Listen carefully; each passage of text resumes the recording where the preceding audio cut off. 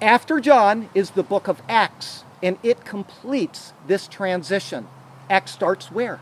We said this, it starts in Jerusalem. And it ends where? It ends in Rome. The first 12 chapters of Acts, I said this in a previous sermon, I'm going to justify it now. The first 12 chapters in Acts can be subtitled the Acts of Peter. From 13 to 28 in Acts can be subtitled the Acts of Paul.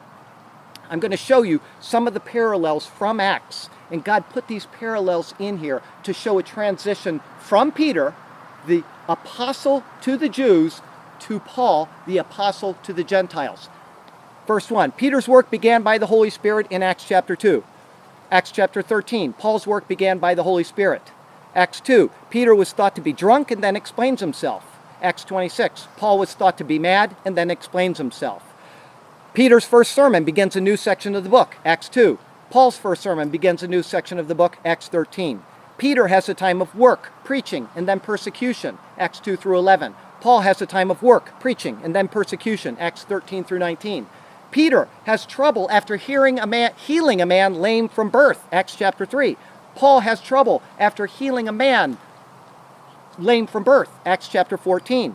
Peter says, silver and gold, I have none, Acts 3. Paul says, I have coveted no one's silver or gold, Acts chapter 20. Peter's shadow heals somebody, Acts chapter 5.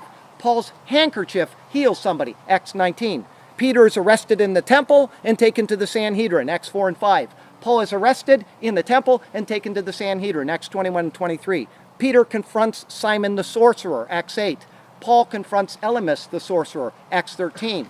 In Acts 5, Peter performs an exorcism. In Acts 16, Paul performs an exorcism. Peter raises Tabitha from the dead, Acts 9. Paul raises Eutychus from the dead, Acts 20. Peter lays his hands for the reception of the Spirit, Acts 8. In Acts 19, Paul lays hands for the reception of the Spirit. Peter is worshipped in Acts 10. Paul is worshipped in Acts 14.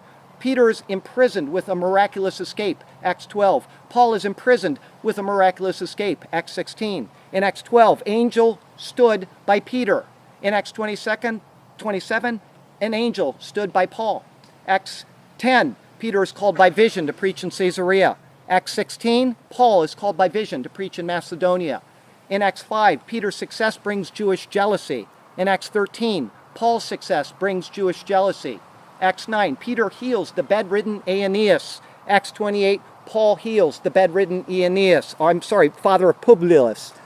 In Acts 6, Peter ordains deacons. In Acts 14, Paul ordains elders. And finally, Peter is filled with the Spirit in Acts 4, and Paul is filled with the Spirit in Acts 13. It couldn't be any clearer what God is doing. He is moving the spiritual banner from the Jewish people to the sons of Japheth. And along with these many parallels, Paul says in his writings 4 times that he is the apostle to the Gentiles and that Peter is the apostle to the Jews. He says that twice. Right after